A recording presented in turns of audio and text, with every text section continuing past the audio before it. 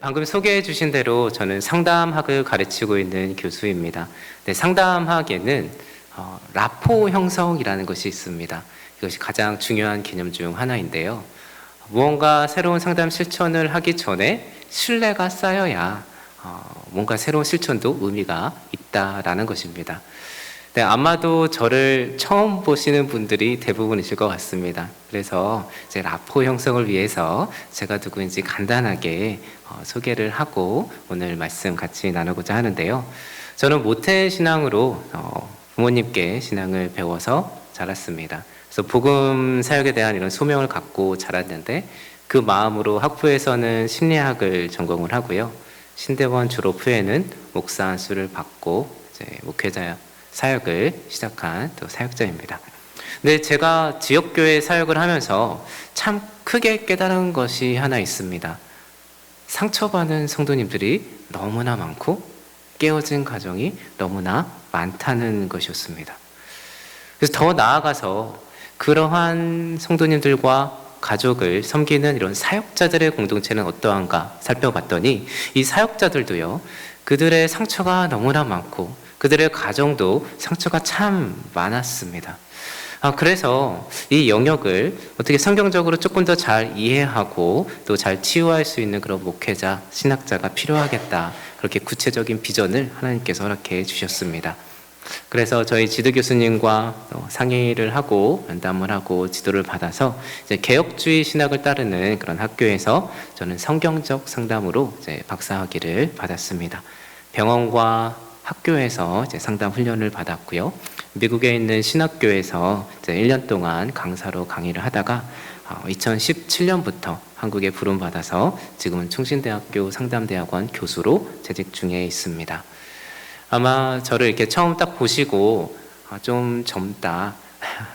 요즘에 결혼을 좀 늦게 한다라고 하는데 결혼은 했을까? 이런 생각을 혹 하고 계신 분 계신지 모르겠습니다. 내 아이의 아버지이고요. 네, 딸 둘, 아들 둘 이렇게 키우고 있습니다. 네, 참 부족하지만 좋은 남편, 좋은 아빠, 그리고 좋은 성도 되는 법 좀 배워가고 있습니다. 오늘 이 귀한 시간 가운데 하나님께서 영광 받으시고 또 오늘 특별히 가정 세미나라는 이런 주제로 저를 이제 불러주셨는데요. 오늘 이 시간 각 가정을 향한 하나님의 섭리와 뜻이 이루어지는데 오늘 이 시간에 사용되는 하나님 나라의 시간이 되기를 소망합니다. 한 가지 우화로 오늘 세미나를 시작해 보고자 하는데요. 네, 슬라이드 보여주시면 네, 호랑이가 있습니다. 여러분 혹시 반려호랑이라고 요즘 들어보셨습니까? 우리 한국에서는 이 반려호랑이를 키우시는 분들이 거의 없는 것 같습니다. 근데 동남아나 이런 쪽에 가면 이 호랑이를 키우시는 분들이 종종 계시더라고요. 이거는 우화입니다. 우화인데요. 호랑이 목에 가시가 걸렸습니다. 그래서 지나가던 한 행인이 저 목의 가시를 빼내어주면 고마운 마음에 저 호랑이가 반려호랑이가 되어서 나를 지켜주고 나랑 같이 즐겁게 시간도 보내는 나의 좋은 친구가 될 거다라고 생각을 했습니다. 그래서 지나가던 한 행인이 목에 가시를 빼내어 주었습니다. 어떻게 되었을까요? 네, 맞습니다. 잡아 먹혔습니다. 자, 이 이야기가 주는 교훈이 무엇일까요? 이 이야기가 주는 교훈은 여러 가지가 있겠지만 우아하기 때문에 여러 가지 이야기를 할 수 있겠지만 오늘 제가 같이 이 이야기를 통해서 이야기하고 싶은 것은 호랑이가 고마워할 것은 내 편견이었다라는 것입니다. 내 생각과 내 배우자의 생각은 전혀 다를 수 있습니다.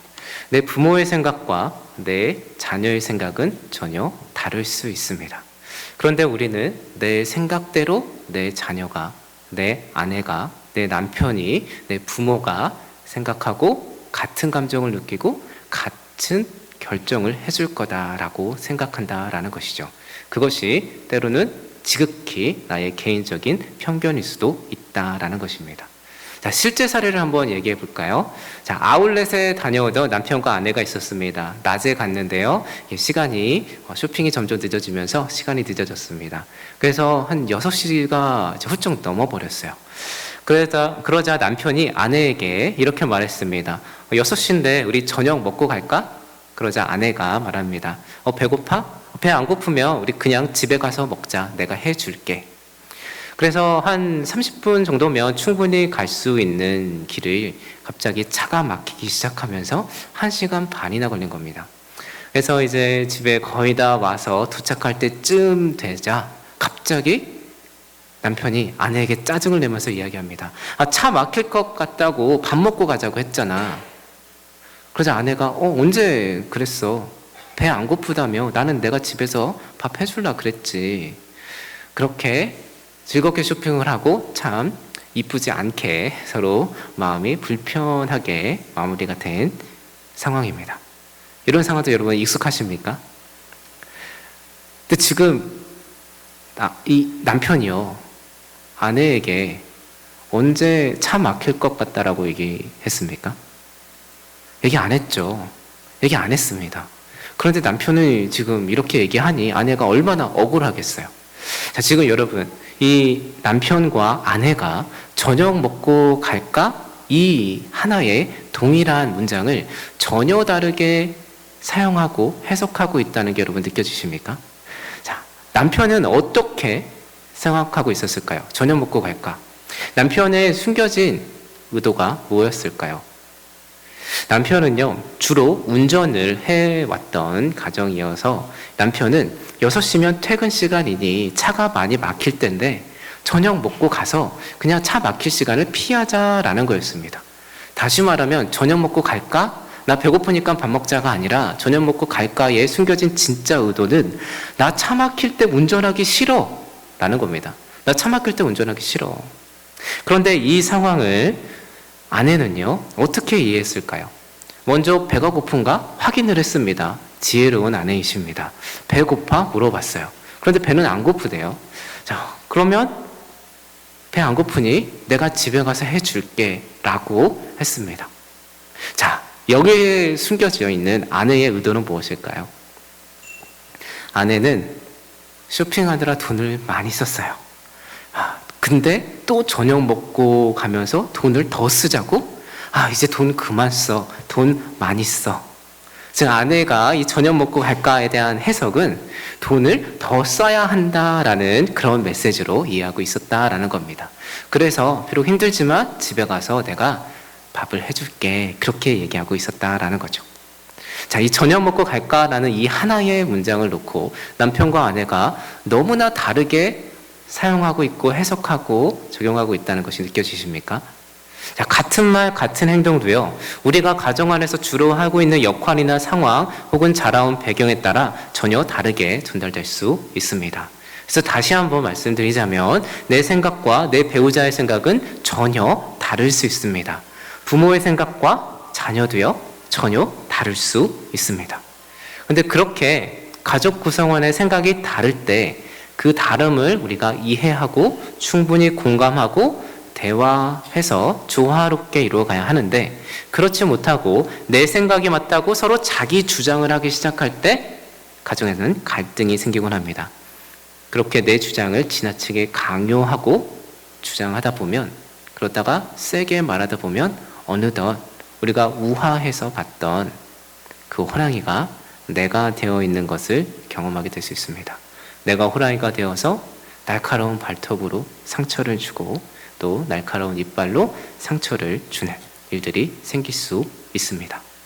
실제로 사실 이 우화를 어떤 세미나에서 얘기를 하면서 이 우화가 주는 교훈이 무엇일까요? 했을 때 실제로 한 분은 제 아내가 호랑이에요 이렇게 얘기하시는 분도 있었습니다.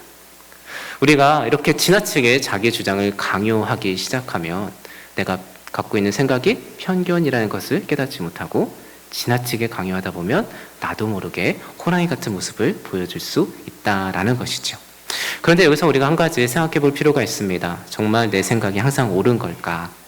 그래서 정말 내 뜻대로, 내 생각대로 내 남편과 내 아내와 내 부모와 내 자녀가 내 뜻대로만 움직여주면 정말 우리 가정이 행복하고 하나님 보시기에도 기쁜 가정이 될까? 우리 이런 질문을 한번 던져볼 필요가 있습니다. 근데 사실 그렇게 되지 않을 겁니다. 특히 너무나 일상적이고 습관적으로 행동하는 우리의 가족 안에서는요, 우리가 합리적으로 의식적으로 생각해서 어떠한 의사결정을 하고 서로를 대하는 것이 아니라 그냥 하던 대로 대합니다. 하던 대로, 익숙한 대로, 내가 편한 대로, 전혀 의식하지 않은 상황 속에서 그냥 습관적으로 비의식적으로 생활하기 때문에 내 생각과, 가정 안에서 내 생각과 판단은 지극히 나의 개인적인 편견일 수 있습니다. 그냥 내가 익숙하고 내가 편한 것을 중심으로 사건을 해석하고 상황을 판단하고 의사결정을 하고 의사소통을 한다라는 것이죠. 그런데 그런 상황에서, 그런 가족 상황 속에서 내가 선호하고 내가 익숙한 것이 진리다라고 믿고 그렇게 하는 것이 당연하다라고 믿는다면 정말 큰 갈등과 불화가 생길 수 있습니다. 따라서 우리가 건강한 가정을 생각하면서 선원격으로 가장 먼저 깨달아야 할 것은요, 내 생각과 내 판단, 내 정서는 내가 자라온 가족 혹은 환경, 내가 배워온 신념 속에서 편견일 수 있다라는 것입니다. 이 사실을 깨닫고 인정할 수 있어야 이제는 내 것을 내려놓고 상대방의 생각과 마음을 들을 귀가 생기고요. 궁극적으로는 서로가 서로의 생각과 마음을 내려놓고 하나님의 뜻과 하나님의 마음을 듣는 마음이 생길 수 있기 때문입니다. 자, 성경을 보면요, 하나님께서 직접 창조하신 두 가지 기관이 나옵니다. 네. 하나님께서 직접 창조하신 두 가지 기관이 있습니다. 보통 다른 기관은 인간이 자신의 창조 능력을 받아서 이렇게 만들어내는데요. 하나님께서 창조 질서 가운데 직접 세우신 두 가지 기관이 있는데, 하나는 교회이고 다른 하나는 가정입니다. 네, 가족은요, 인간이 경험하는 최초의 공동체이죠. 네, 슬라이드 제가 넘기면서 보여주시기 바랍니다. 자, 가정 안에서의 사람은요, 가장 기초적인 돌봄과 지지, 사랑을 경험하고 삶의 기본적인 자원과 역량을 얻습니다. 더 나아가서 성경적 관점에서 우리는 가정에서 하나님을 경외하는 법을 배우고 하나님을 사랑하는 법을 배우고 하나님을 예배하는 법을 배웁니다. 그래서 가정에서 자녀들은 부모를 통해서 하나님을 경험하고 또 자녀를 통해서 부모는 하나님의 형상됨을 보면서 하나님의 형상이 또 잘 발현되는 것을 같이 이루어내면서 함께 가정 안에서 하나님 나라를 누리고 이루어 갑니다. 자, 여러분의 가정은 어떠합니까? 여러분의 가정은 지금 이렇게 가르쳐 주고 있는 것처럼 이렇게 작은 천국 같은 곳 맞으시지요? 아멘. 네, 믿음으로 아멘 해야 될 것 같습니다. 근데 참 이러한 질문을 받을 때 우리가 아멘 하고 담대하게 말하지 못하는 것이 오늘의 현실인 것 같습니다. 우리의 현실의 가정이 그렇게 항상 하나님께서 창조하셨을 때처럼 건강한 모습이 아닙니다. 도대체 왜 행복한 가정이 되지 않을까요? 네, 슬라이드 넘어주시면요. 왜 행복한 가정이 되지 않을까? 어떤 분은요, 상담 중에 어떤 분은 아이를 낳으면 이 아이들을 다 똑같이 사랑할 줄 알았대요. 그런데 이상하게 첫째 아들한테는 너무 박하고 너무 심하게 혼을 내는데 둘째 딸은 그냥 다 받아주고 다 수용해주는 그런 자신의 모습을 본다고 합니다. 그래서 도대체 왜 그런지 이해가 안 된다고 합니다. 또 어떤 분은요, 정말 성실한 남편 만나서 결혼했습니다.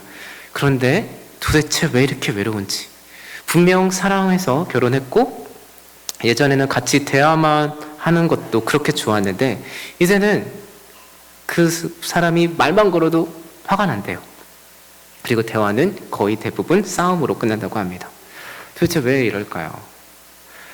아버지의 소리치고 폭력적인 모습이 그렇게 싫어서 나는 절대 그렇게 되지 말아야지 라고 생각하면서 늦게까지 사실 결혼도 안 하고 있었고, 그러다가 좋은 사람을 만나서 결혼을 했는데 어느 날 너무나 화가 나서 내 분노를 내가 스스로 다스리지 못해서 갑자기 아버지와 똑같은 모습으로 아내와 자녀들에게 소리치고 폭력적인 행동을 하는 자신을 발견하고 정말 절규하는 그런 중년 남성도 만났습니다.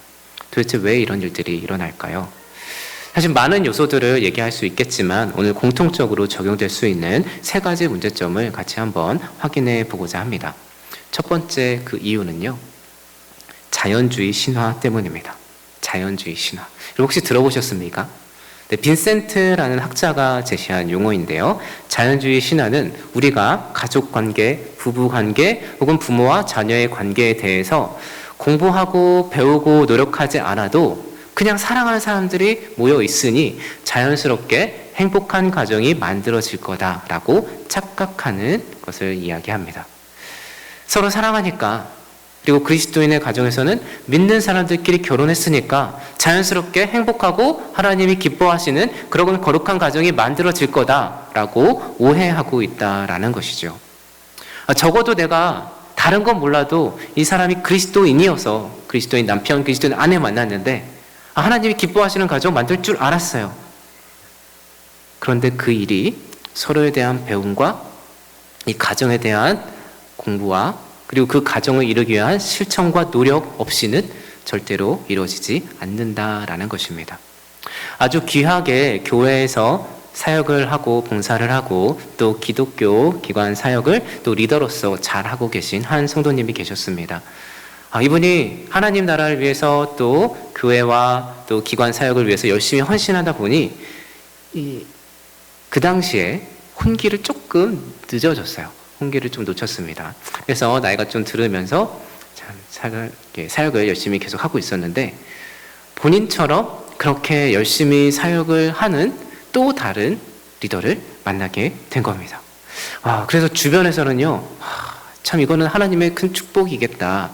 혼자서도 그렇게 귀하게 교회를 섬기고 또 이 기독교 기관을 섬겼던 이런 리더가 그렇게 또 잘 섬기는 그 다른 리더를 만났으니 이 두 사람이 합쳐서 시너지를 내면 얼마나 귀한 하나님 나라의 사역을 할까, 이러한 기대감 가운데 축복받으며 결혼을 했습니다.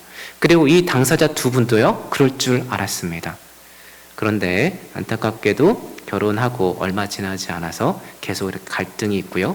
부부 사이는 점점 안 좋아지게 되고, 그러다 보니 아내는 우울증에 걸리고 남편은 계속 밖을 걷게 되면서 결국에는 가정도 건강하게 이루지 못하고 또 사역도 각자 개인적으로 하던 사역조차 하지 못하게 되는 일을 보게 됩니다. 이러한 실제 현실이 우리에게 가르쳐주는 중요한 시사점은요, 우리가 개인적으로 아무리 믿음이 좋은 것처럼 보여도 우리가 다른 사람과 함께 결혼을 해서 가정을 이루면 개인적으로 갖고 있던 그런 신앙 혹은 경건의 모습을 더 이상 개인적으로 하던 그대로 유지할 것이 아니라 둘이 하나가 되어서 새롭게 만들어갈 필요가 있다는 것을 가르쳐 줍니다. 두 사람이 각자 개인적으로 살던 이 두 사람이 하나가 되면요, 새로운 시스템이 만들어져야 합니다. 그리고 새로 자녀를 낳고 또 하나를 낳고 또 하나를 낳아서 가족 구성원의 수가 달라지게 되면 또 다른 새로운 시스템이 만들어져야 합니다. 결혼을 하면 두 사람이 하나가 되었기 때문에 결코 혼자가 아니죠. 신앙도 마찬가지입니다. 경건도 마찬가지입니다. 신앙생활을 내가 혼자 하던, 경건생활을 내가 혼자 하던 때와는 달리 둘이 하나가 되어서 함께 하나님을 섬기는 그런 경건의 모습과 방법들을 같이 만들어가야 한다라는 것이죠. 그런데 내가 살아왔던 내 신앙의 모습이 맞고 저 사람의 신앙의 모습은 틀렸어. 우리가 이런 관점으로 서로를 판단하고 평가하기 시작하면 그래도 저 사람 신앙인인 줄 알고 결혼을 했는데 믿음도 아니었네?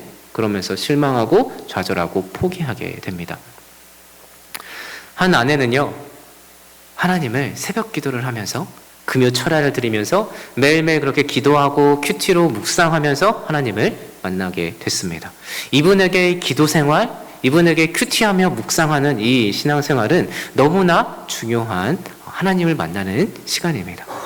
그런데 이 사람이 그리스도인 남편을 만나서 결혼을 했어요. 그런데 남편을 보니까 이 남편이 집에서 말씀도 안 봐요. 큐티한 거를 본 적이 없습니다. 새벽 기도 안 나가요. 심지어 금요 예배조차 안 나오려고 합니다. 그래서 이 아내는요, 어떻게 신앙인이 그렇게 기도도 안 하고 심지어 금요 예배도 안 나오려고 하고 이 신앙 가짜였네, 그러면서 남편을 판단하죠. 그런데 그렇게 판단하고 있는 이 아내분의 남편을 만나서 이야기를 해봤습니다. 그랬더니 이 남편분이요, 아내의 신앙이 가짜라는 겁니다. 도대체 무슨 일인가 하고 얘기를 들어봤더니 성경은 하나님 사랑과 이웃 사랑이 그렇게 분리될 수 없다고 가르치는데 이 사람은 너무 이기적이라는 거예요. 구제도 안 하고 봉사도 안 한다는 겁니다. 정말 이기적으로 자기 욕심만 구하는 것처럼 가서 기도만 하고 말씀만 본다라는 거예요. 이거 기복신앙 아닙니까? 이렇게 얘기를 하는 겁니다. 알고 봤더니 남편은 구제를 하면서 봉사를 하면서 그런 섬김을 하면서 하나님을 깊이 만났던 그런 경험을 실천하고 있었던 겁니다. 그런데 서로가 그것을 이해하지 못하고 인정하지 못하고 각자의 다른 신앙의 모습을 비판하면서 서로 가짜라고 하면서 서로 판단하고 서로 실망하고 있었던 겁니다. 여러분, 누가 맞습니까? 혹시 둘 다 틀렸습니까? 사실 그렇지 않죠. 그냥 서로 다른 하나님 경험과 서로 다른 경건의 습관이 있었던 것입니다. 상대방이 신앙이 없었던 것이 아니죠.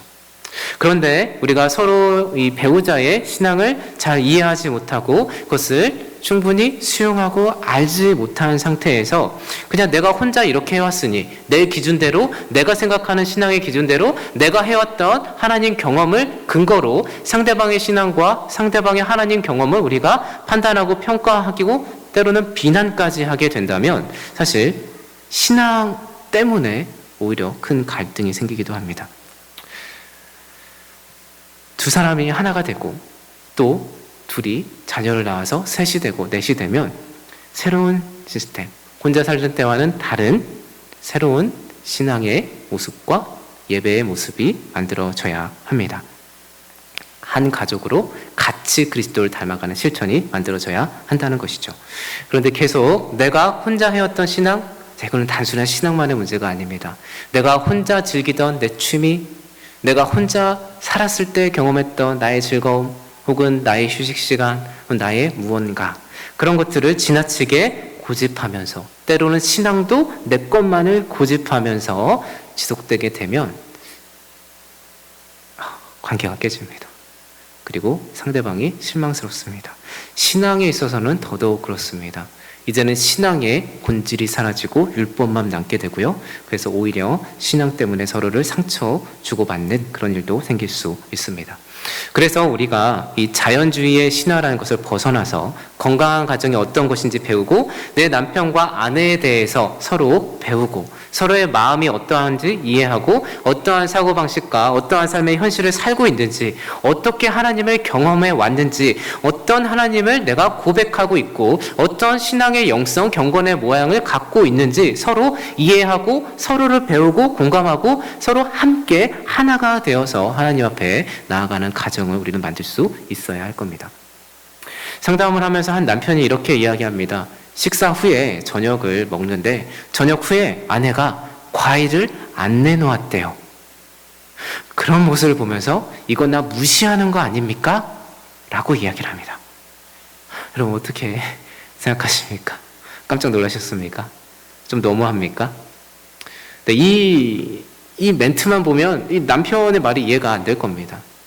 그런데 사실 이 남편의 아내분께서는요, 정말 이 남편을 배려하고 위하고 섬기는 마음으로 항상 저녁 때마다 남편이 일하고 오면 제 과일을 깎아줬어요. 제철 과일을 깎아주고 수고했다는 마음으로, 사랑의 마음으로 그런 헌신을 했던 거죠.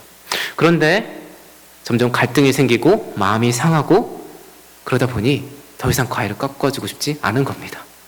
그래서 하루 안 깎아주고 그 다음 날도 안 깎아주고 계속 안 깎아주다 보니 이제 그 메시지가 있는 거죠. 그래서 과일을 안 깎아준 게 핵심이 아니라 나 화났다 이런 표현을 사실 과일을 안 주면서 하고 있었던 겁니다. 그러니 이 남편이 그런 메시지를 모를 리가 없죠. 사실 갑자기 몸이 아파서 과일 안 깎아주는 거 다 이해가 되는 일입니다. 그런데 이런 메시지를 담고 과일을 안 주는 행동을 항상 해왔던 행동을 안 하게 되니 이제 그것이 기분이 나쁘다. 이거 나 무시하는 거 아니냐 이런 얘기를 하는 거죠. 근데 여기서 이 남편이 잘못하고 있는 게 뭘까요? 남편이 아주 중요한 자기 성찰을 해야 하는 부분이 있습니다. 남편이 오해하고 있었던 것, 아내가 사랑과 희생과 섬김으로 그 행동을 하고 있었는데 그것을 당연한 것으로 여기고 있었다라는 것입니다. 지금까지 한 행동과 이 태도, 과일을 깎아주는 이런 모습이 아내의 사랑이고 섬김이고 헌신이었는데 그것을 당연하게 여기고 자기 권리로 생각하고 있었다라는 것이죠. 그런데 이런 일들이 우리 일상 가운데 사실 너무나 많이 있습니다. 우리가 가족으로 함께 살면서 알게 모르게 가족 문화라는 이름으로 당연하게 만들어져 있는 그런 행동이나 습관이 있습니다. 그런데 그렇게 너무나 당연하게 자연스럽게 우리 가족에서 이루어지고 있는 그런 일상 중에 어떤 부분은요, 누군가의 희생과 누군가의 헌신과 누군가의 섬김으로 이루어졌을 가능성이 아주 높습니다. 아내의 섬김, 때로는 남편의 섬김, 남편의 희생, 부모 혹은 자녀의 희생과 섬김과 배려로 그러한 일상의 모습이 만들어져 있을 수 있다는 것이죠. 그런데 그것을 너무나 익숙하기 때문에 너무나 편안하게 당연하게 우리가 누려와서 이것을 당연하게 생각하고 때로는 그 희생과 섬김을 받는 것이 권리라고 받고 주장하기 시작하면 그 헌신과 희생으로 만들어진 가족 문화가 때로는 그 희생과 헌신을 하고 있는 그 누군가에게 폭력적이고 학대적인 관계를 지속하게 만들 수 있다는 것입니다. 이런 부분들을 우리가 알고 배우고 만약 우리가 가정의 일상을 꾸려가는데 가족 구성원 중에 누군가가 이런 노력을 하고 있다면, 이렇게 애를 쓰고 있는 부분을 우리가 알고 배우고 깨달을 수 있다면 우리는 그 부분을 인정하고 고맙다고 표현할 수 있어야 하고요. 그 가치를 소중하게 여길 수 있어야 할 겁니다. 그런데 이런 부분들이요, 이 가족 안에서 자연주의 신화에 빠져 있으면 보이지가 않습니다. 당연한 거라고 생각하기 때문이죠. 그래서 건강한 가족을 우리가 이루기 위해서 무엇보다 먼저 이 자연주의의 신화를 내려놓고 서로 배우고 이해하고 건강한 가족이 무엇인지, 우리 가족 중에 혹 누군가가 상처받고 힘들어하고 있지는 않은지 함께 이해할 필요가 있습니다. 그런데 이렇게 자연주의의 신화를 벗어나서 그래서 우리 가족을 한번 들여다봤어요. 근데 이 많은 가족 안에서 이 자연주의 신화를 벗어나서 이 가족의 현실을 살펴보니 그 왜곡된 가족 시스템 이면에 숨겨져 있는 아주 중요한 역동 하나를 발견하게 됩니다. 바로 통제 심리입니다. 통제 심리. 이 통제 심리라는 것은요, 내 배우자는 내 것, 내 자녀는 내 것, 내 부모는 내 것이라는 심리입니다.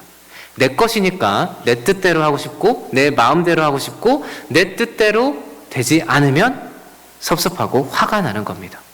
여러분 혹시 어린 시절에 막 가방을 던져보신 적 있으십니까?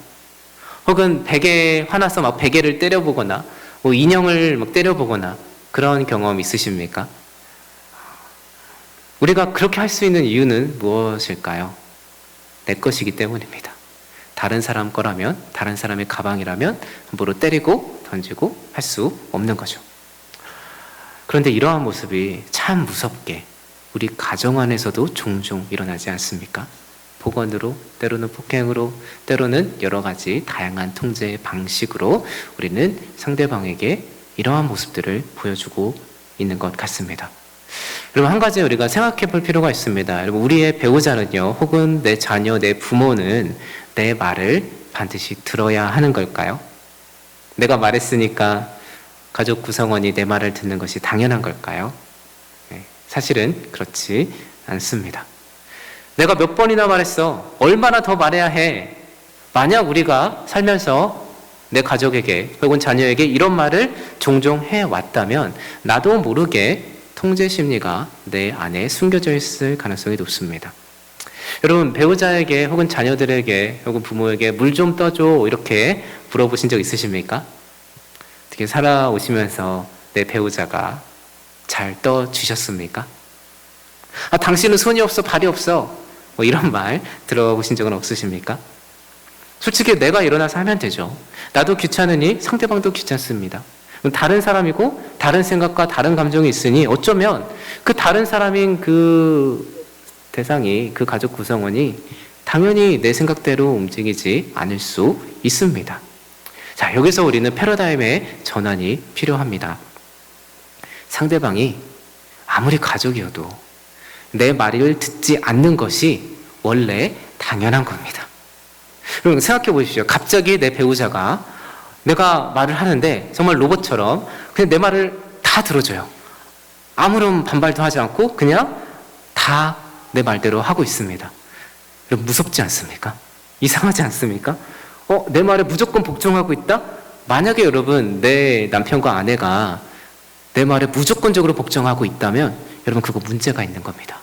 혹시 무슨 일이야? 이렇게 물어봐야 할 타이밍입니다. 사실 내 말을 안 듣는 이유는요, 내 자녀도 우리가 말할 때 이 친구들이 잘 안 들을 때가 참 많잖아요. 그 이유는요, 살아있다는 증거입니다. 살아있으니까, 자아가 살아있으니까 자기 주장도 하고 자기 뜻을 펼치면서 내 말을 듣지 않고 거부하는 겁니다. 그러니 당연한 거죠. 그런데 그럼에도 불구하고 여러분, 내가 어떤 말을 할 때, 내가 어떤 요청을 할 때 내 남편과 아내가 내 말을 참 많이 들어줬죠. 내 자녀가 우리 말을 얼마나 잘 들었습니까? 도대체 어떻게 그렇게 할 수 있었을까요? 여기 아주 중요한 비밀이 숨겨져 있습니다. 바로 사랑하기 때문입니다. 내 말에 동의하고 내 말을 따라주는 것이 사랑이고 배려라는 것이죠. 나를 사랑하니까 내 남편과 내 아내가, 내 부모가, 내 자녀가 내 말을 듣고 존중해 주는 겁니다. 나를 사랑하니까 내 말을 듣고 따르는 거예요. 여러분 자녀가 있으신 분 계실 겁니다. 우리가 자녀를 낳으면요, 사실 부모되는 입장에서 부모인 우리가 무한한 사랑을, 때로는 무조건적인 사랑을 주고 있다고 생각합니다. 저도 그런 생각을 했습니다. 근데 사실 어느 정도 맞죠. 정말 부모가 되면 많은 것들을 희생하고 헌신하면서 자녀를 양육합니다. 그런데 제가 실제로 아이를 낳게 되면서 사실 제가 저희 가정이 처음부터 아이를 막 이렇게 잘 낳았던 건 아니고요. 한 5년 동안 여러 번 유산을 하고 저 아이가 잘 생기지 않고 그러다가 한 5년 만에 이제 첫째 아이를 낳고 그 이후로 또 하나님께서 제 아내의 기도에 응답하셨는지 저희가 결혼할 때 제 아내가 제가 가족 계획을 하면서 자녀는 몇 낳고 싶어 그냥 아들 둘, 딸 둘 이렇게 얘기를 했었는데 그 말을 하나님께서 기억하셨는지 우리 또 5년 동안의 또 어려운 끝에 또 하나하나 이렇게 자녀를 낳게 해 주셨습니다. 근데 자녀를 이렇게 낳으면서 이렇게 키우다 보니까요, 저는 부모인 우리가 그렇게 사랑을 해주고 희생하고 헌신하는 줄로만 알았습니다. 그런데 이 아이를 키우면서 깨닫게 된 거는, 이 아이처럼 나를 사랑했던 사람이 이 세상에 존재했었나? 이런 생각, 그리고 이런 깨달음이 생기더라고요. 특히 영유아기 때는 더더욱 그렇습니다. 사춘기가 되면 이 사랑의 표현이 조금 달라지기 때문에 이런 느낌이 확실히 덜하게 됩니다. 근데 영유아 때, 어릴 때 이 아이들을 가만히 생각해 보면요, 이 아이처럼 나를 전적으로 신뢰하고 전적으로 나를 따르고 전적으로 나를 사랑하는 사람이 있었나? 저는 이 아이들을 만나기 전까지 저를 그렇게 사랑했던 사람은 예수 그리스도 외에는 없었구나라는 것을 깨닫게 됩니다. 심지어 이 아이들은요, 어떤 부모가 막 학대하고 때리고 폭언을 하고 폭행을 해도요, 막 화를 내도요, 혼을 내도요, 그 아이들 그 부모의 사랑을 갈급하면서 그 부모를 의지하고 그 부모를 사랑하고 따릅니다. 제가 이 아이를 갖고 이 아이를 양육하면서 이 아이를 만나기 전까지 저는 이런 사랑을 받아본 적이 없더라고요. 그래서 하나님의 사랑을 사실 제가 아이를 키우고 아이에게 사랑을 주면서 배웠다기보다 이 아이를 낳고 아이에게 사랑을 배우면서 이것이 정말 변함없는 하나님의 무한한 사랑이구나 라는 것을 제가 깨닫게 됩니다. 그래서 이 아이가 부모인 우리 말을 듣는 것은 이 아이가 누구보다 부모를 신뢰하고 누구보다 부모를 사랑하기 때문이었구나 라는 것을 깨닫게 됩니다. 그래서 이 사랑을 우리가 어릴 때부터 잘 알고 인정하고 그래서 잘 소통하면서 한평생 이 사랑 안에서 서로 존재하는 하나님의 형상됨을 같이 보면서 즐거워할 수 있어야 할 것 같습니다. 그런데 우리는 여기서도 거꾸로 하고 있습니다. 우리는 내 남편이니까, 내 아내니까, 내 자녀니까, 혹은 심지어 내 부모니까 내가 원하는 대로 해줘야 돼. 그렇게 생각하고 그렇게 강요하고 내 뜻대로 되지 않으면, 내 뜻대로 해주지 않으면 섭섭하고 막 화를 냅니다. 그러나 우리가 반드시 깨달아야 할 것은, 사실 그것은 내가 요청하는 것에 이들이 따라주는 것은 서로를 향한 사랑이고 배려와 섬김이지 우리가 서로에게 요구할 권리가 아니라는 사실, 반드시 우리는 깨달을 수 있어야 합니다. 따라서 이 가족 간의 갈등을 우리가 줄이기 위해서는요, 나의 숨겨져 있는 이 통제 심리를 깨닫고 그 마음을 내려놓을 수 있어야 합니다. 여러분, 어떻게 내 배우자 혹은 내 자녀, 내 부모를 지금 통제하고 계십니까? 어떻게 내 뜻대로 이 사람이 해주기를 기대하면서 그렇게 하기 위해서 어떻게 다양한 방법으로 이 통제를 시도하고 계십니까? 때때로 어떤 사람은 그 통제를 힘으로 하고요, 폭언으로 하고요, 때로는 경제력으로 하고 사회적 지위로 하고 때로는 성적인 관계로 하기도 합니다. 반려견이나 반려묘를 위협하는 모습으로도 보여주기도 합니다. 그래서 이 가정폭력 전문가들은 이 가정폭력의 핵심이 사실 어떤 폭언이나 폭행이 아니라 통제라고 합니다. 통제. 어떠한 형태든 이러한 통제가 나타나서 다른 사람을 지배하려고 하는 그런 모습이 사실 가정폭력의 아주 중요한 핵심이다라고 말하는 것이죠. 그래서 우리가 정말 건강한 가족을 만들어내기 위해서는요, 우리 각 가족 구성원 안에, 이거는 자녀든 부모든 남편든 아내든 상관이 없습니다. 모두가 자기 통제 심리 가운데 서로를 지배하려고 하는 욕망이 있기 때문입니다. 그래서 내가 그렇게 상대방을 지배하려는 그런 통제 심리가 있다는 것을 발견하고 어떻게 그것이 발현되고 있는지를 탐색하고 그것을 내려놓아야 할 필요가 있습니다. 그리고 각자가 그 통제 심리를 내려놓고 이제는 하나님을 바라봐야 합니다. 하나님 앞에 우리의 지배권을 넘겨드려야 합니다. 각자가 자기의 통제 심리를 내려놓고 서로를 통제하려는 그런 욕망을 내려놓고 하나님을 바라보고 하나님의 말씀의 지배를 받기 시작할 때 그 가정 안에 하나님 나라의 질서가 형성이 되고 왜곡된 통제 심리가 만들어내는 다양한 상처들을 우리가 치유하고 회복해갈 가능성이 열리게 될 것입니다. 그런데 이 통제 심리를 내려놓는 게 참 쉽지 않습니다. 이렇게 서로를 통제하고 자기 뜻대로 행하고 싶은 그 마음의 근원에 무엇이 있을까요? 세 번째, 가장 중요한 것, 그 마음의 근원에 뭐가 있는지 살펴봤더니 죄가 들어있더라고요.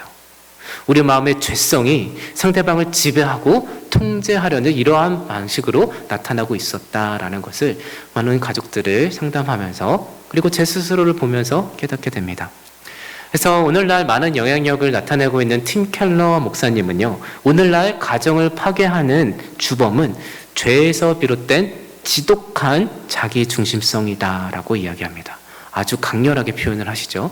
죄에서 비롯된 지독한 자기 중심성이래요. 더 나아가 이렇게 이야기합니다. 이 자기 중심성은 상대방의 이기적인 면모에 대해서는 예민하게 반응하고 불쾌해하며 억울해하고 낙담하지만 자신도 똑같은 성질을 가졌다는 점은 보지 못하게 만드는 특성을 가지고 있다. 그러니 관계에는 발전이 없고 늘 자기 연민과 분노, 절망의 구렁텅이로 끌려들 수밖에 없는 것이다. 너무 세게 말씀하고 있지 않습니까? 그런데 참 이 말을 들으면서 가슴이 아픈데 부인할 수 없는 우리의 현실을 보면서 더 가슴이 아픕니다. 우리는 상대방의 자기 중심성에 대해서 나의 자기 중심성으로 각자가 자기 주장을 하면서 서로 응수하면서 저 사람 안 돼. 그렇게 실망하면서 자기 스스로에게는 나 상처받았어. 나 너무 힘들어. 그래서 자기 연민, 억울한 분노, 그러니 절망의 구렁텅이에 빠질 수밖에 없다. 이러한 역동이 그냥 우리들 삶을 너무나 잘 드러내고 있더라라는 것입니다. 너무나 안타까운 우리의 현실 같습니다. 이렇게 죄에서 비롯된 자기중심성 그리고 그곳에서부터 비롯된 이 통제 심리가 지배적인 가족 관계로 형성이 되어버리면요, 가족 구성원은 서로에게서 사랑이 아니라 하나님께서 창조하셨을 때는 서로 하나님의 형상됨을 경험하면서 사랑을 경험할 수 있어야 하는데 이 죄에서 비롯된 통제 심리가 우리 가족을 지배하게 되면 가족은 서로에게서 사랑이 아니라 서로를 향한 섭섭함과 미움, 억압을 경험할 가능성이 높아집니다. 그리고 그런 왜곡된 관계는 자녀들의 성장에도 아주 큰 부정적인 영향을 줄 수 있습니다. 여러분, 자녀를 사랑하십니까? 네. 이러한 질문을 실제로 한 실험자가 해봤습니다. 99.9%의 부모가 자녀를 사랑한다라고 이야기합니다.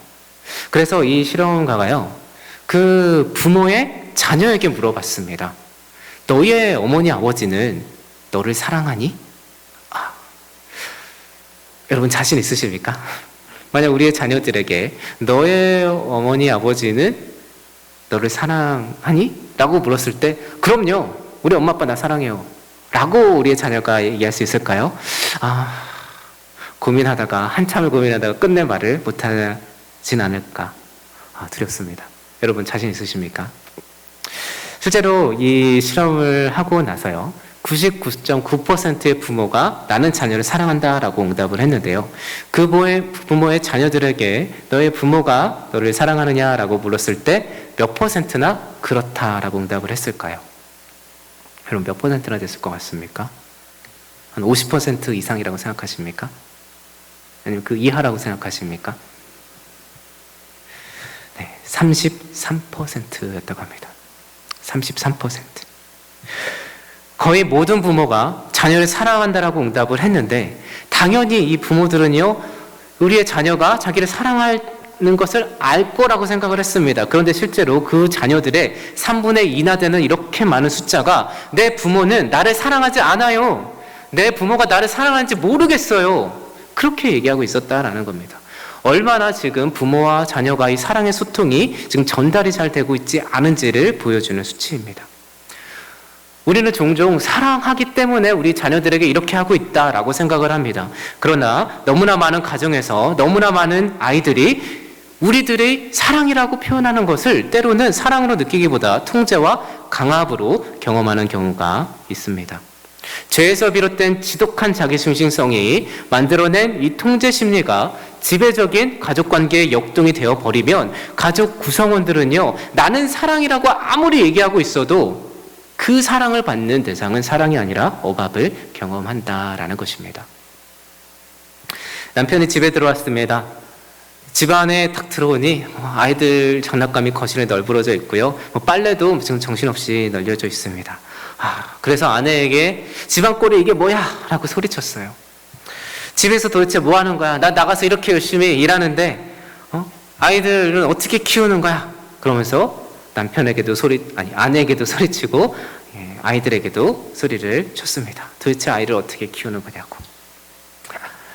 마침 이 남편은요, 그날 직장에서 어떤 이렇게 프로젝트를 했는데 그 일이 좀 잘 안 풀렸어요. 그래서 상사에게 인정받지 못하고 이제 크게 혼쭐이 난 상황이었습니다. 그래서 안 그래도 이 회사에서 마음이 움츠러져 있는데 집에 오면서 확인했더니 이제 주식까지 떨어진 거예요. 도대체 내 뜻대로 되는 게 하나도 없는 것 같습니다. 그럼에도 불구하고 나는 이 가족을 사랑해서 내가 헌신하고 희생해서 이렇게 나가서 일하는데 집에 딱 들어왔더니 집안 꼴이 왜 이래? 도대체 당신은 집에서 쉬면서 뭐 하는 거야? 이런 얘기를 하고 있는 거죠. 그럼 아내는 그래요, 내가 미안해요 라고 하지 않죠. 이 아내는 이런 남편에 대해서 응수합니다. 그럼 당신이 집에서 애 봐. 내가 나가서 돈 벌게. 사실 나도 예전에 잘 나갔어. 나도 당신 만나서 이제 경력 단절녀가 된 거야. 솔직히 나도 당신 정도는 벌 수 있어. 나도 나가서 일하는 게 더 편해. 육아해봐, 얼마나 힘든데. 그렇게 응수하죠. 네, 익숙한 대화이십니까?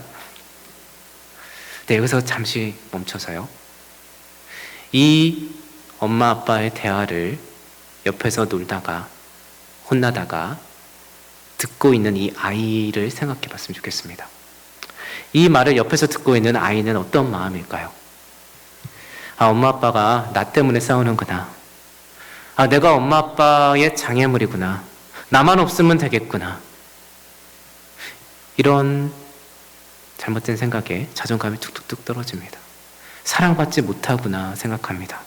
그러면 우울해지고 밖에서 나돌게 되고 집에 돌아오는 게 불안하고 불편해지고, 그러면 더 비행이나 범죄에 쉽게 빠질 수 있게 되겠죠. 우리가 배우자나 자녀들에게 사실 화를 내는 이유를 정직하게 돌이켜보면요, 내 감정의 문제인 경우가 너무나 많습니다.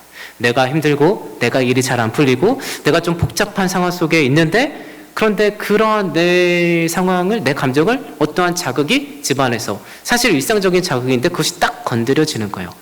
때로는 내 과거의 상처가 건드려지는 경우도 있습니다. 그래서 자존심이 상하고요, 수치스럽고 때로는 화가 나고, 그래서 방어하기 위해서 막 비난하고, 때로는 뭐 심하게 폭행도 하고, 때로는 역으로 막 눈물을 흘리면서 우울함 가운데 그런 증상들을 보여주기도 합니다. 사실 이런 분노, 우울함, 심지어 때로는 공황 증상까지요, 아주 강력한 방어의 수단이 될 수 있다고 많은 학자들은 이야기합니다. 그런데 이러한 왜곡된 관계가 반복되고 하나의 가족 패턴이 되어버리면요, 다양한 가족 문제가 나타나게 됩니다. 그리고 특히 이런 경우 문제 아동이 나타날 가능성이 높게 되죠.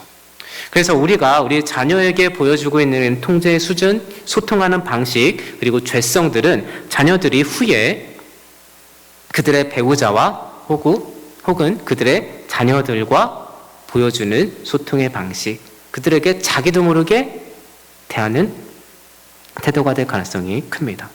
따라서 부부가 보여주고 있는 두 사람의 관계는 두 사람에서 끝나지 않고요, 다음 세대에, 그리고 또 그 다음 세대까지 영향을 주게 됩니다. 사실 나도 그렇게 하고 싶지 않아요. 그런데 나도 모르게 화가 납니다. 나도 모르게 막 발끈하고요, 나도 모르게 방어적으로, 때로는 공격적으로, 때로는 우울감으로 그렇게 나타나는 내 모습이 이해가 안 될 때가 있습니다.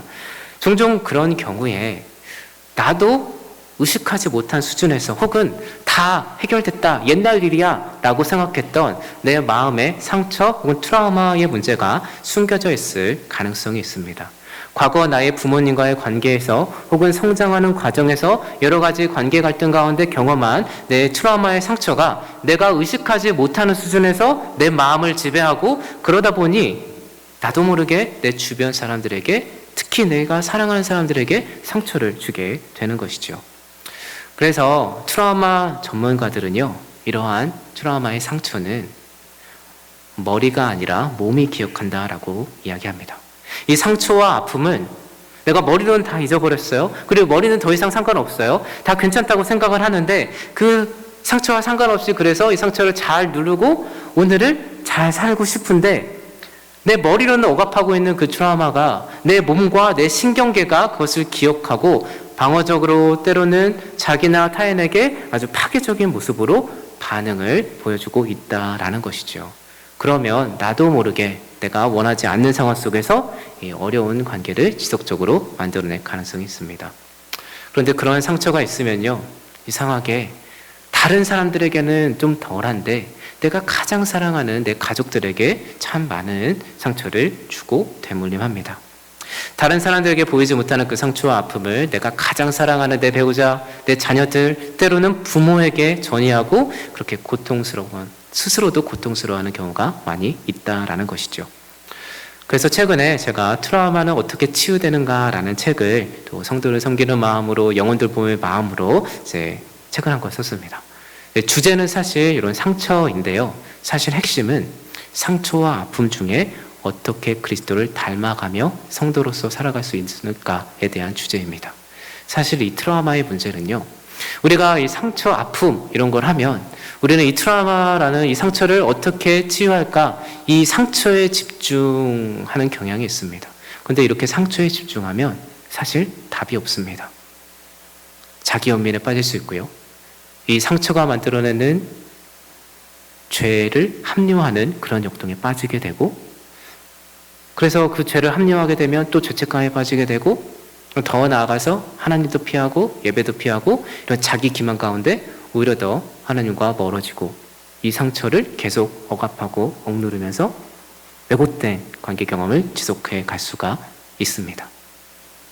근데 제가 상담을 하면서 또 기도하면서 성도들을 만나고 깨달은 아주 중요한 비결은요, 이런 트라우마, 상처, 죄에 집중할 것이 아니라 성도는 그리스도께 집중할 때 치유와 회복이 일어난다라는 거였습니다. 상처에 집중하는 게 아니라 그리스도께 집중할 때 치유와 회복이 일어납니다.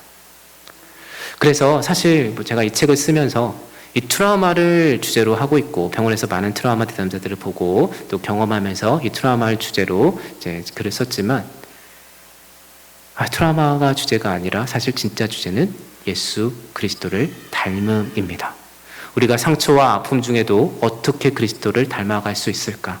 그래서 더 이상 이 트라우마가 지배하는 것이 아니라 예수 그리스도가 내 삶을 지배하는 그런 삶을 어떻게 살아갈 수 있을까라는 부분들을 다루어 놨는데요.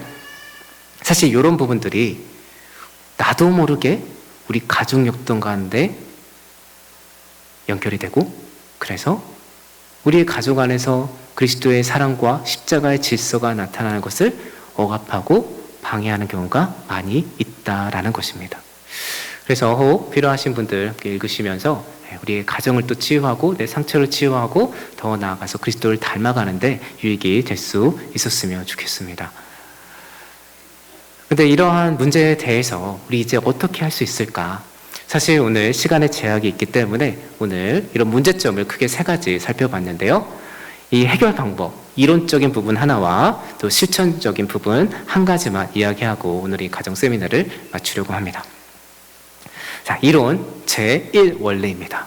반드시 기억하고 우리의 가정 가운데 적용해야 될 원리입니다. 바로 우리는 하나님의 형상이라는 것입니다. 우리는 하나님의 형상으로 창조되었습니다. 이 제1원리를 2가지로 부모는 하나님의 형상이다, 또 자녀는 하나님의 형상이다, 이렇게 2가지로 나누어 볼 수 있는데요. 성경은 하나님께서 하나님의 형상대로 남자와 여자를 만드시고 둘이 하나가 되어서 가족관계를 이루셨음을 이야기하고 있습니다. 그래서 부모된 우리는요, 하나님의 형상입니다. 여러분, 우리가 하나님의 형상이라는 이 말이 갖고 있는 그 의미가 무엇인지 알고 계십니까? 우리가 하나님의 형상이라는 이 말씀의 의미가 무엇일까요?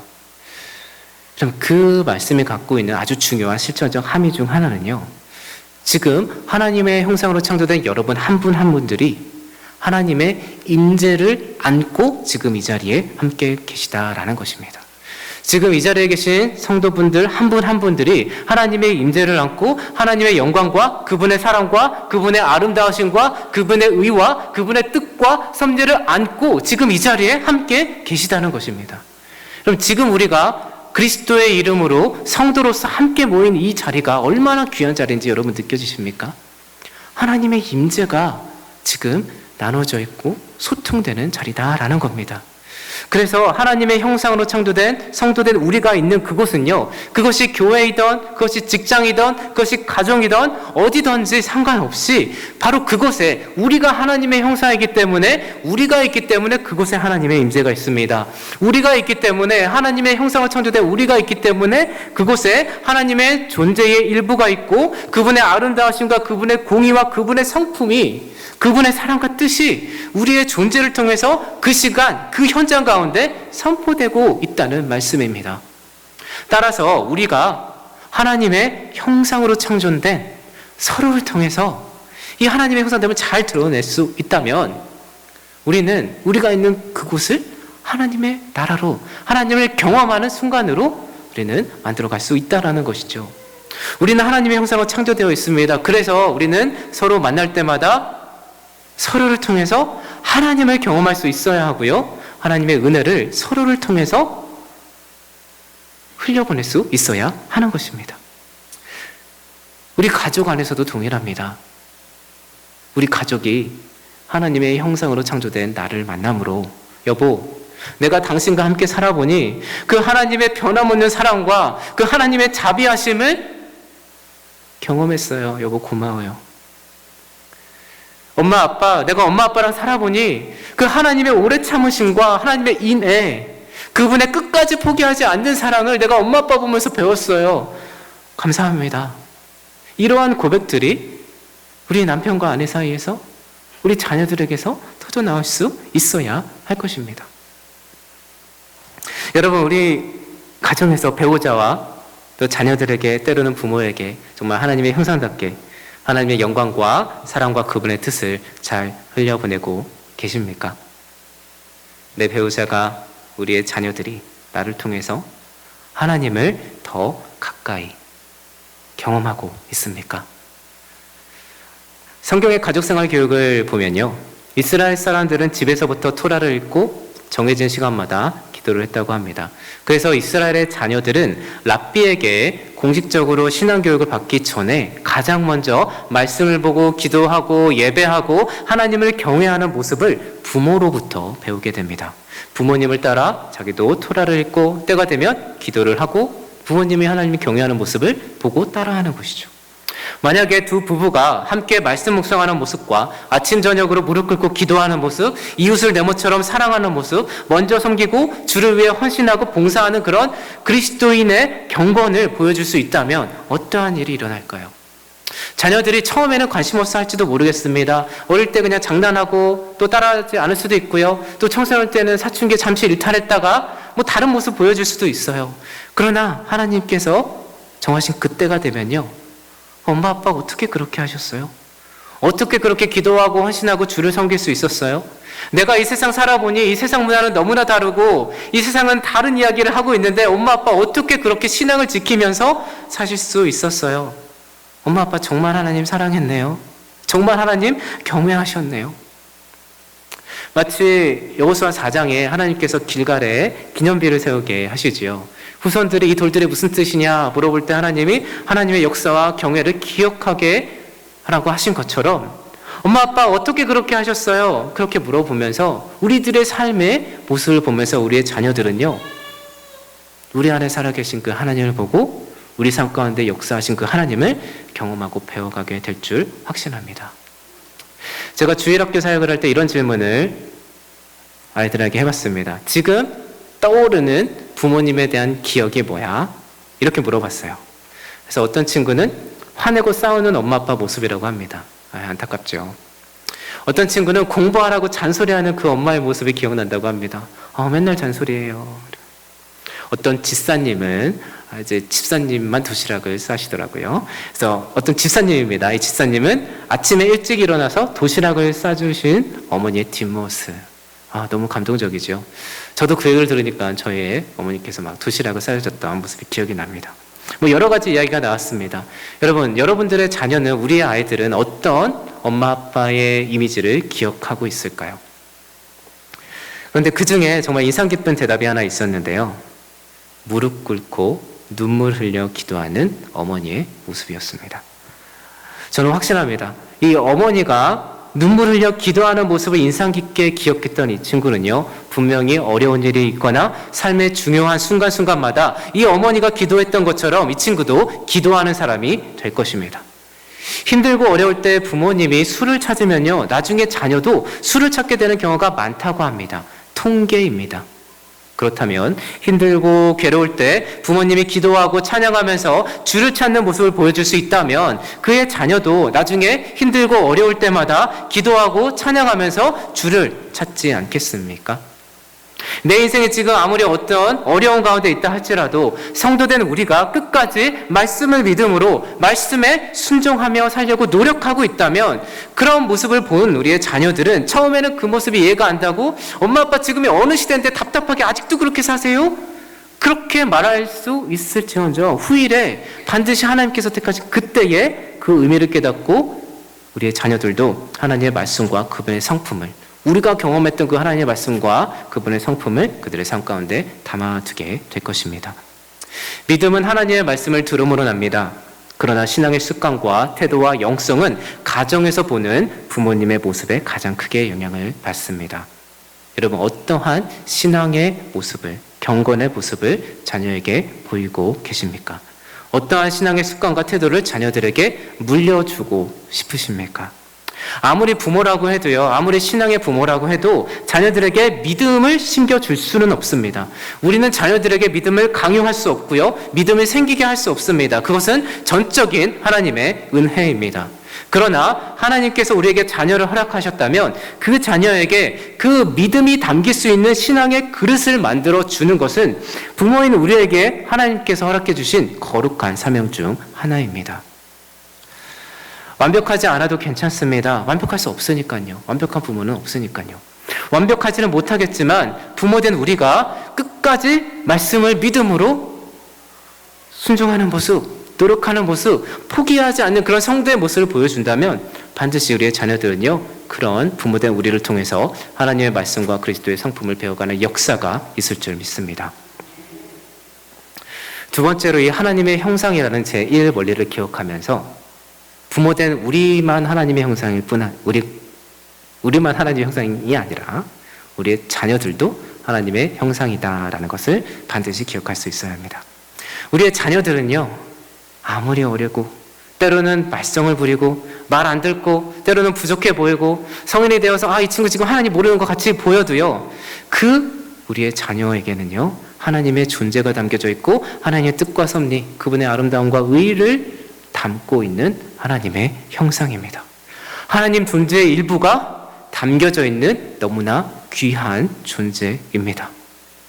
만약 우리가 우리의 자녀를 정말 하나님의 형상으로 믿으면 정말로 이 아이가, 내 자녀가 하나님의 형상이다 라고 믿고 살면 우리는 우리 아이들에게 함부로 혼내거나 감정적으로 대하지 않을 겁니다.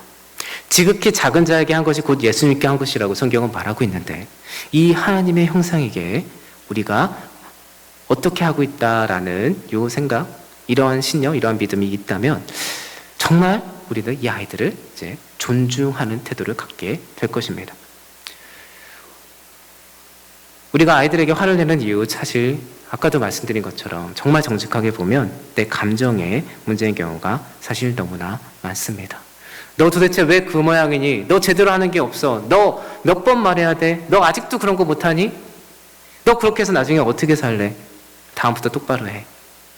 만약에 우리가 이런 말들을 나도 모르게 해왔다면요, 이러한 모습은 자녀를 사랑하는 훈육이 아니라 사실 나의 감정풀이일 가능성이 높습니다. 사실 많은 자녀들이 특히 어린 시절에는 똑바로 해, 다음부터 똑바로 해, 똑바로 하는 게 뭔지 아직 모르는 경우가 참 많거든요. 그리고 성인이 되어서도요, 이 세상이 너무나 다르고 또 내가 살아본 적이 없어서 내가 어떻게 사는 것이 정말 바르게 잘 살아가는 건지, 바르게 잘 사는 것인지 모를 때가 종종 있습니다. 그것을 보고 배우고 경험하고 연습하는 것을 기다려줄 필요가 있다는 것이죠. 그런데 이렇게 혼이 나면서 이러한 건강하지 않은 말들을 듣다 보면 그런 부정적인 평가가 우리 자녀들의 정체성에 심겨집니다. 그러면 어리면 어릴수록 이 말의 힘이 점점 커져서요, 나는 참 작고, 나는 쓸모없고, 나는 무가치한 존재구나, 이러한 신념, 나는 사랑받지 못하는 존재구나, 이런 신념들이 심겨집니다. 이런 일이 반복되면요, 나는 못하구나, 나는 나쁘구나, 나는 사랑스럽지 않구나, 나는 무능력하구나, 엄마 아빠가 나 미워하는구나, 이런 잘못된 생각이 생깁니다. 그런데 이러한 부정적인 신념이 아이들의 정체성이 되고, 그런 정체성을 담고 실제로 그렇게 살아가기까지 됩니다. 왜냐하면 이렇게 이미 나쁘고 이미 그렇게 사랑스럽지 않으니, 이미 엄마 아빠가 날 미워하고 사랑하지 않는다고 믿으니 그러한 자기의 정체성대로 살아가게 되는 이런 무서운 일이 생기게 되는 것입니다. 그래서 우리가 자녀들에게 하는 말과 태도는 우리 자녀들에게 메시지를 전달합니다. 그래서 우리의 자녀들은요, 특히 어리면 어릴수록 우리 아이들은 자기의 존재를 부모님의 말, 부모님의 평가, 때로는 중요한 어른들, 교사나, 주일학교 교사나, 아니면 학교나, 또는 내가 좋아하는 그런 어른들의 평가, 나중에는 친구들의 평가, 판단, 이런 것들을 통해서 자기 자신의 존재를 인식하고 깨달아갑니다. 그리고 그것이 오늘날 이 사회에서 많이 강조하는 자존감이 되어버리죠. 오늘날 이 심리학계에서는요, 이 자존감을 정말 강조합니다. 아마 여러분 자존감이 좋은 아이로 키워야 한다, 이런 얘기 참 많이 들어보셨을 겁니다.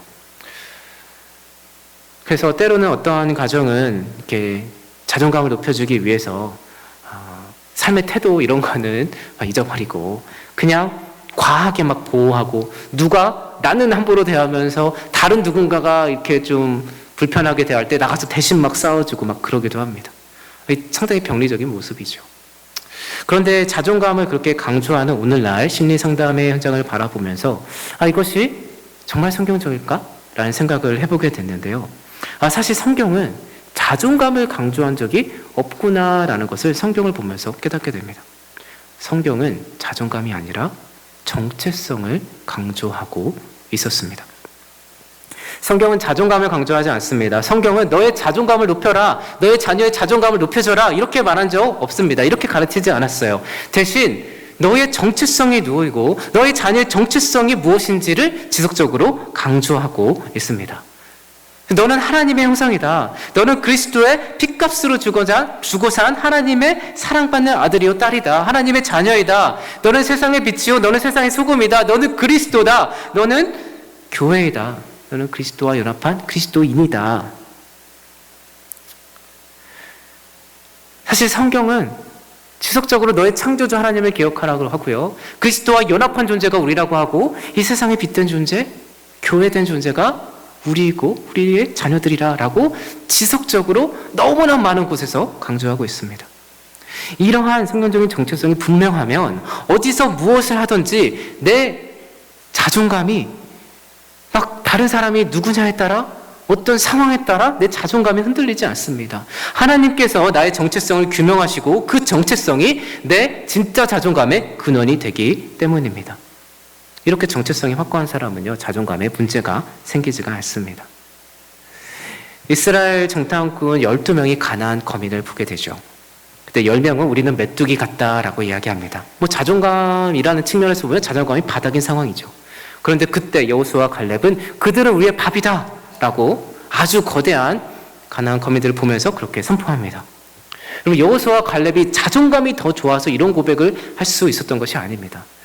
자존감, 사실 오늘날 이 사회에서 자존감을 높이기 위해서는 자기 효능감, 자기 안정감, 여러 가지 이야기를 하는데요.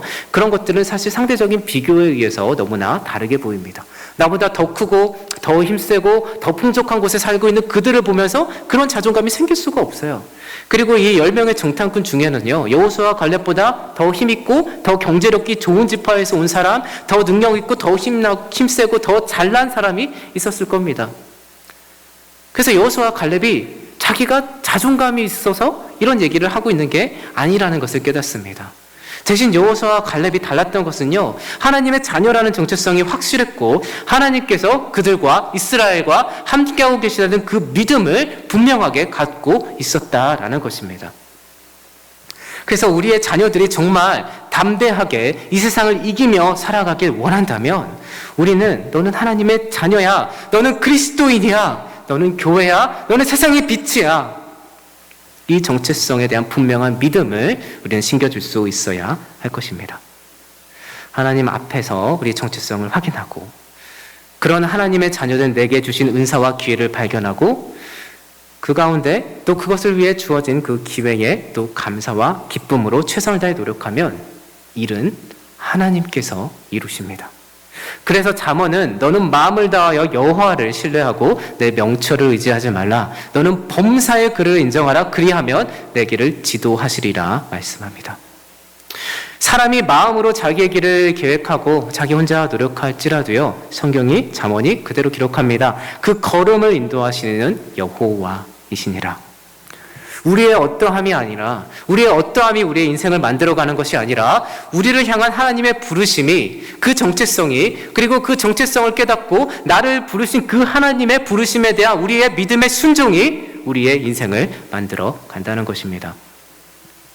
이 정체성 가운데 살아갈 때 하나님께서 우리의, 때로는 우리 자녀의 연약함을 하나님의 강함으로 채우시고 우리의 부족함을 하나님의 능력으로 채우셔서 우리가 상상할 수 없었던 크고 놀라운 일, 크고 비밀스러운 하나님 나라의 일을 하나님께서 우리를 통해, 때로는 우리의 자녀를 통해, 더 나아가 우리의 가정을 통해 이루실 줄 믿습니다.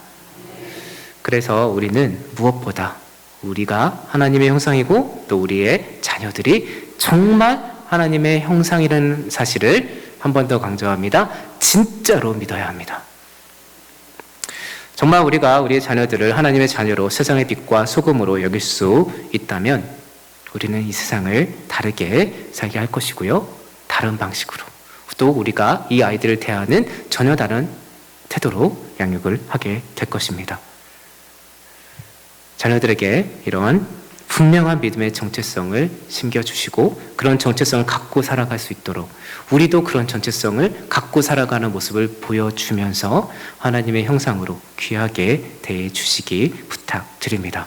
이 사명은 모든 크리스찬 부모에게 주신 하나님 나라의 거룩한 사명입니다.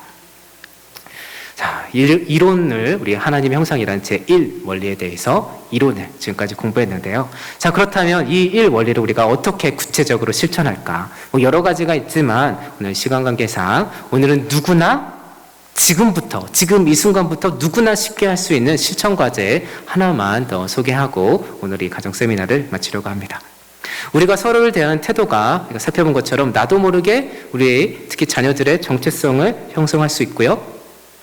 더 나아가서 사실 우리 남편과 아내의 자기 정체성을 성인이 된 후에도 그 정체성이 상대방의 평가와 판단 말에 의해서 또 형성되기도 합니다.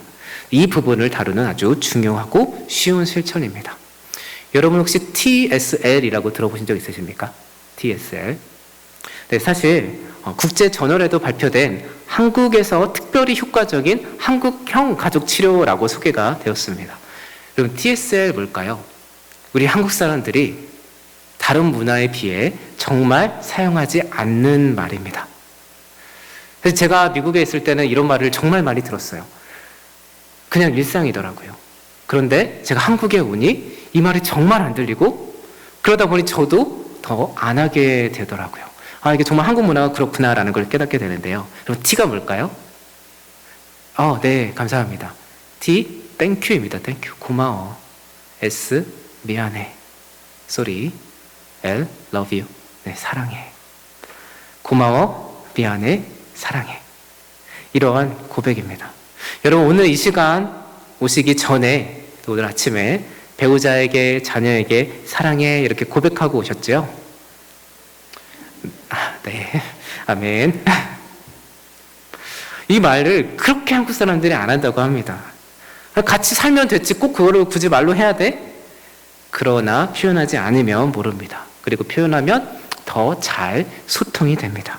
실제로 한 실험에서 이 TSL을 수차례 하도록 그렇게 시도한 커플과 그렇게 하지 않은 가족을 이렇게 일정 기간 동안 살펴보았는데요. 관계 회복과 친밀도의 정도가 큰 차이가 난다는 연구 결과가 있습니다. 그래서 이 말을 우리가 이제 실천하면서 하나님의 형상을 존중하면서 이런 말들을 하나하나씩 이런 작은 실천을 시작해 볼 필요가 있는데요. 이 말은 그냥 고마워, 그래 사랑해 이런 개념이 아니라 정말 구체적으로 우리는 해야 합니다. 여보, 혹은 아들아, 혹은 엄마, 아빠 이렇게 해줘서 혹은 이러이러한 모습이 참 너무 고마워요. 여보, 내가 참 이렇게 했는데 이런 상황 속에서 이렇게 한 것이 너무 미안해요.